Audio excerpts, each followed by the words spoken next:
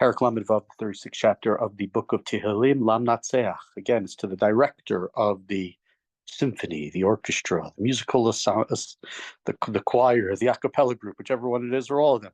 Le'eved Adonai leDavid. And this is a psalm of not just David, but the servant of God, David. He's called that Eved back in the 18th chapter, and it's called it here as well. And we'll see this chapter is really about the difference between people who worship God and people who don't worship God, the wicked and the righteous and the wicked. And so maybe from the get-go, he's trying to place himself among the righteous. Nu'um pesha l'rasha b'kerev libi, ein pachad Elohim l'neged einav. The speech of transgression, of sins, of the wicked is within my heart. There is no fear of God before his eyes. Right. So this is right.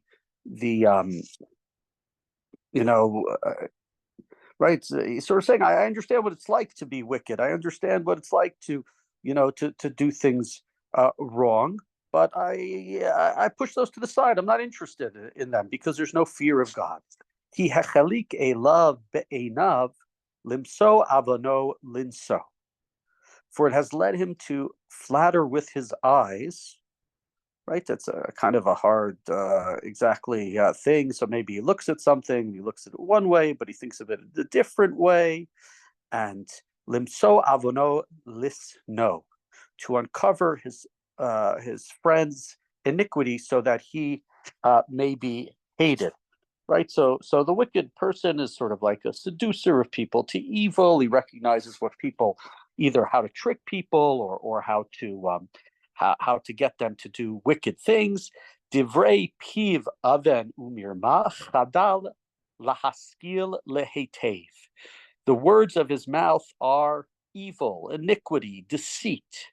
He's not wise, right? Seichel. He's not wise. There's no seichel. He's failed to be wise. He fails to do things that are good.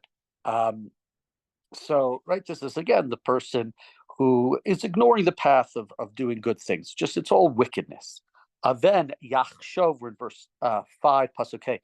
Aven yachshov al mishkavo yityatsev al derech lo tov ra lo yimas.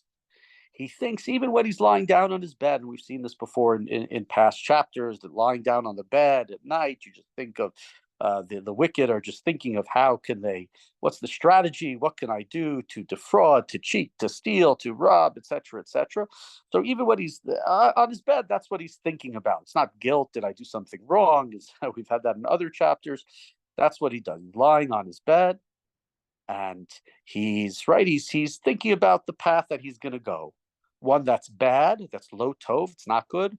He doesn't hate evil. He doesn't reject evil. He wants to. That's what he wants to.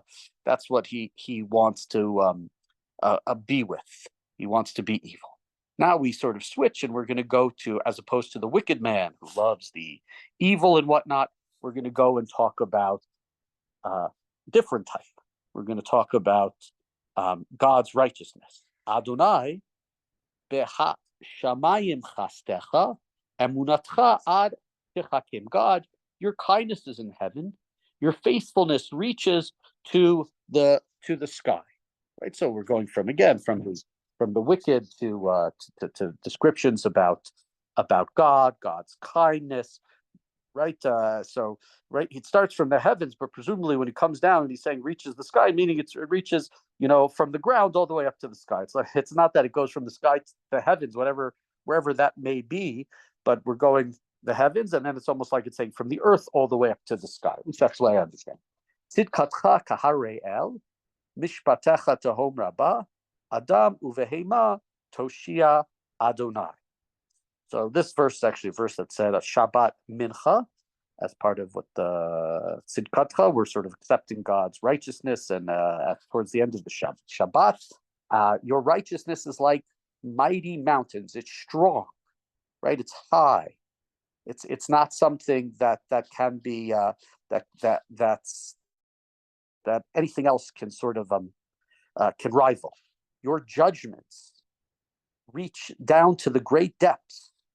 God, you deliver man and beast. So again, here, and if we think back to, and that's perhaps the reason Abdamu vehema are used here, think about the creation of man, who's supposed to go up to the heavens and go down to the right. Man is in charge of the sky, he's in charge of the sea, he's the sort of the master of creation that God made him. And so seems to be we're going back to the beginning of creation almost, and then the stories of Adam and Chava, stories of Noach and the ark, where humans, God has given humans the right to right and responsibility, I should say, to really be to be the ones who can sort of mirror God in going up to the mountains and down to the sea and being in charge of everything else. And thus, to me at least, what it's sort of saying is, as opposed to the wicked man, God's justice is real, God's strength is real, God's kindness endures and is forever. And man, who is created in that way, that's the way we should be acting. Verse 8, Pasuk Maya kar chastachaluhim uvnei adam bitzel kinafecha yechesayun. How dear is your loving kindness, God, and the children of man seek refuge in the shadow of your wings. So again, right, so another place sort of we're saying God is greater. We've compared, I just talking about comparing man's responsibilities and to God, but man's responsibilities are not the same as God. And right here, it's sort of in the last verse we talked about God saving man and beast, and here we're talking about only man. There's a difference between humanity and animal. So seemingly why we go from one to the next. The first one, God is just offering deliverance and saving, and this one, it's talking about man seeking refuge in the shadow. The animals, I don't think, seek refuge in God at troubling times. Yer viyun mideshen betecha v'nachal adanecha hashkei. They are satisfied by the amount in your house, the oil, the fat, the things that you run. Deshen is a word that's used in a number of different places in the Tanakh. We had it earlier in the book of Psalms. And you make them drink from the river your delights, your pleasure. So seemingly this is alluding to the idea of host. You come over, he asks you if you want a l'chaim, he asks you if you want a drink. Right, so God's river, in a sense, is like I don't do too much alcohol or drink alcohol, but right, you come over to somebody's house, they say, "Let's have a drink."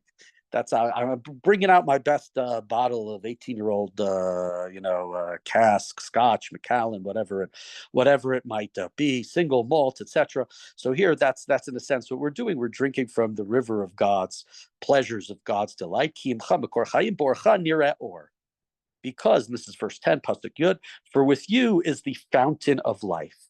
In your light we see light, and we see life. Right? So God is the Makor Chayim, God is the fountain of life. I think there may be a mikveh, well-known mikveh in Boston that's called Makor Chayim. I could be wrong. The idea of God as the fountain, the living waters. You go into the mikveh and your life, right? You're supposed to sort of have this restart. So we have the wicked, bad, evil, staying away from anything good, day and night, thinking of only evil things, versus what we should be doing, mirroring God as the same way God, right? As God who from the heavens to the earth, from the earth all the way up, all the way down, and man given control of the skies and the sea and our responsibilities. That's what we should be following. Continuing Pasuk Yud, verse 11. It's a little more of a prayer here, asking for God to continue to enhance the life, we'll call it, and judge the righteous properly. Mishoch chastecha liyodecha v'tzidkatcha liyishrei leiv. So God, right, mishoch, to draw, to give, bring your loving kindness to those who know you, to those liyodecha. Now, you only know God, you only know somebody if you inquire, if you try to find out. And one of the things that we see over and over again in this book is this idea of trying to doresh, trying to get God, trying to come close to God is a way of leading your life properly. So those people you should bring your kindness and your righteousness to those who are yashar, those who stay on the straight path, not those who are lying at night thinking about their next fraudulent scheme. Al tivo eni regel ga'ava v'yad rishaim al tinideni. Sorry, the book sometimes is hard to read. Every day I get older. Let the foot of pride not come against me, and let the hand of the wicked not move me. Come back on the first capital, David said, who's the man who is praiseworthy, the person who doesn't sit amongst the council of the wicked, etc., etc. But that's not so easy.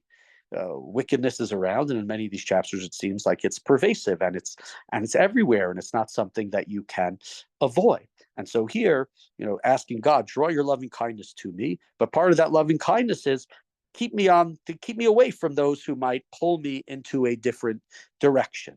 Last verse, Yud Gimel, Sham naflu poale aben, dochu below yachlu kun.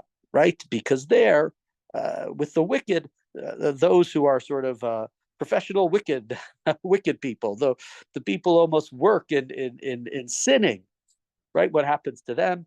They are pushed down. Again, we have this word, earlier we had the word mishoch, right?